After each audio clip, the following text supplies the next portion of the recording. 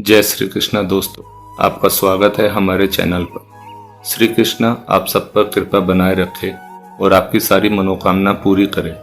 अगर आप श्री कृष्ण के आदर्शों को मानते हैं तो कमेंट में राधे राधे जरूर लिखें। वीडियो शुरू करने से पहले अगर आप चैनल पर नए हैं तो चैनल को सब्सक्राइब कर लीजिए और सभी कमेंट में राधे राधे जरूर लिखें और वीडियो को पूरा जरूर देखें।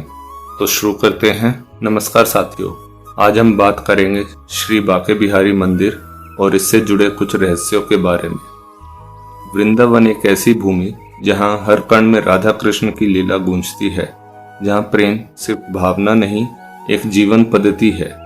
और वही स्थिति है श्री बांके बिहारी मंदिर, एक ऐसा स्थान जहां ईश्वर स्वयं प्रकट हुए थे। सन 1478 ईस्वी राधा अष्टमी का शुभ दिन था जब उत्तर प्रदेश के हरिदासपुर गांव में जन्म हुआ स्वामी हरिदास जी का।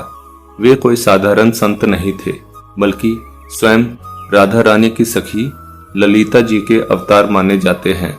बचपन से ही वे ध्यान और भक्ति में लीन रहते। जब उनका विवाह हरिमती जी से हुआ तो वह भी एक दिव्य आत्मा थी।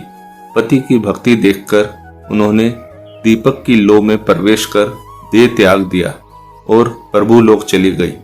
इसके बाद स्वामी जी ने संसार से नाता छोड़ दिया और पहुंचे वृंदावन, जहां उन्होंने निधिवन में संगीत साधना और प्रभु ध्यान शुरू किया। एक दिन उनके शिष्य कुंज में पहुंचे जहां स्वामी जी ध्यानमग्न थे। अचानक चारों ओर दिव्य प्रकाश फैल गया, इतना तेज कि किसी की आंखें खुल न सकी। स्वामी जी की विनती पर श्यामा और श्याम स्वयं प्रकट हुए। मोहक मुस्कान, मनमोहिनी छवि, उनकी सुंदरता देखकर सभी स्तब्ध रह गए। कोई पलक तक न झपका सका। स्वामी जी ने प्रार्थना की, हे प्रभु, ये रूप पृथ्वी पर सहन नहीं हो सकता, कृपया एक रूप में प्रकट हो जाइए। तब दोनों ने घन और दमिनी रूप में एकाकार होकर एक काले मोहक विग्रह का रूप लिया, जिसे आज हम श्री बांके बिहारी जी के रूप में पूजते हैं। इसीलिए आज भी मंदिर में पर्दा डालकर दर्शन कराए जाते हैं। कहते हैं, जो श्री बिहारी जी की आंखों में देर तक देख ले वह आत्म संवेदना हो बैठता है। स्वामी हरिदास जी ने सेवा का दायित्व अपने छोटे भाई गोस्वामी जगन्नाथ को सौंपा। आज भी उनके वंशज ही मंदिर की सेवा करते हैं। हजारों श्रद्धालु रोज दर्शन को आते हैं और इस दिव्यता को अनुभव करते हैं। क्या आप जानते हैं, भगवान शिव भी रास में प्रवेश करना चाहते थे, पर वृंदा देवी ने कहा, यहाँ केवल सखी भाव वाले ही आ सकते हैं। शिवजी ने घोर तप किया, राधा रानी प्रसन्न हुई और ललिता सखी के माध्यम से उन्हें गोपिका रूप प्रदान किया। तभी श्री कृष्ण ने उन्हें नाम दिया गोपेश्वर। आज भी वृंदावन में गोपेश्वर महादेव का मंदिर श्रद्धा का केंद्र है। एक दिन अकबर ने तानसेन से कहा, तुम महान गायक हो। तानसेन ने उत्तर दिया, मेरे गुरु स्वामी हरिदास जी की संगीत के आगे तो मैं कुछ भी नहीं। अकबर ने भेष बदलकर वृंदावन यात्रा की। स्वामी जी बीमार थे, पर जैसे ही उन्होंने तानपुरा उठाया, संगीत से वातावरण बदल गया। अकबर स्तब्ध थे। उन्होंने मंदिर बनवाने की पेशकश की, लेकिन स्वामी जी ने मना कर दिया। कहा, मेरे ठाकुर तो वनवासी हैं। स्वामी हरिदास ने हमें माधुर्य भक्ति का वो मार्ग दिया जिसमें भगवान को प्रेम के रूप में जिया जाता है। जय श्री बिहारी जी, जय श्री राधे। कई बार लोग ये प्रश्न करते हैं कि बांके बिहारी जी की मूर्ति कहाँ से आई, तो इसके बारे में मैं आपको बताता हूँ कि स्वामी हरिदास जी ने वृंदावन के निधिवन में साधना करते हुए श्री राधा कृष्ण को साक्षात प्रकट किया। भक्तों की प्रार्थना पर प्रभु ने एक अद्भुत काले आकर्षक स्वरूप की मूर्ति प्रदान की। यही मूर्ति श्री बांके बिहारी जी के नाम से प्रसिद्ध हुई, जो आज भी वृंदावन मंदिर में विराजमान है। यह मूर्ति स्वयं श्यामा श्याम द्वारा दी गई थी। बांके बिहारी मंदिर में मंगला आरती क्यों नहीं होती? स्वामी हरिदास जी भगवान श्री कृष्ण को बाल रूप में प्रेम करते थे। उनके लिए बिहारी जी एक नन्हे बालक की तरह हैं, प्यारे, शरारती और मासूम।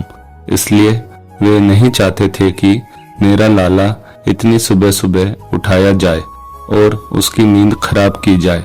रात को वह प्रेम पूर्वक शयन कराते थे और चाहते थे कि प्रभु गहरी नींद में विश्राम करे। इसलिए आज भी मंदिर में मंगला आरती नहीं होती। सुबह का पहला दर्शन भी श्रृंगार और राजभोग के बाद होता है। यह परंपरा 500 साल से भी पुरानी है और हरिदास जी की भावना का सम्मान करती है। दिव्य मूर्ति का बार बार गायब हो जाना।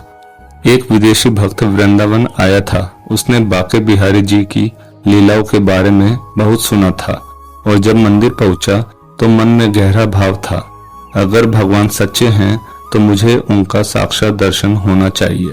वो दिन भर मंदिर में बैठा रहा, आंखें मूर्ति पर गड़ाए। अचानक एक क्षण ऐसा आया जब सभी ने देखा विग्रह अपनी जगह से धीरे धीरे लुप्त हो रहा है। मंदिर के पुजारी भी हैरान रह गए। तब एक वृद्ध गोस्वामी ने कहा, यह वही पल है जब भगवान अपने भक्त से प्रसन्न हो जाते हैं और उसे साथ ले जाने को तैयार हो जाते हैं। इसलिए हमें तुरंत पर्दा डालना होगा। तत्काल पर्दा डाला गया। शंख और घंटों की ध्वनि से पूरा मंदिर गूंज उठा। कुछ क्षण बाद पर्दा हटाया गया।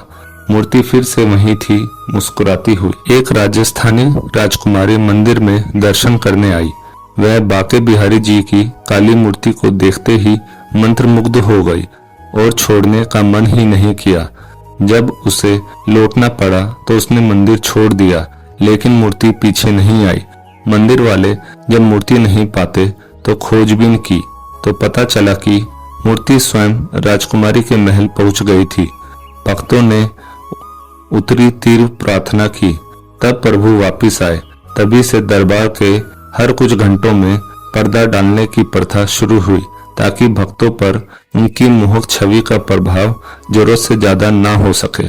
इस तरह की बहुत ही कहानियां हमें सुनने को मिलती है। अगर आप यहाँ तक वीडियो देख रहे हैं और आपने चैनल सब्सक्राइब नहीं किया है तो कर लें। इससे हमें इस तरह के वीडियो बनाने में मोटिवेशन मिलता है। आप अगला वीडियो किस मंदिर पर चाहते हो कमेंट में लिखो। जिस मंदिर के सबसे ज्यादा कमेंट होंगे मैं अगला वीडियो उस पर तैयार करूंगा। तब तक के लिए राधे राधे।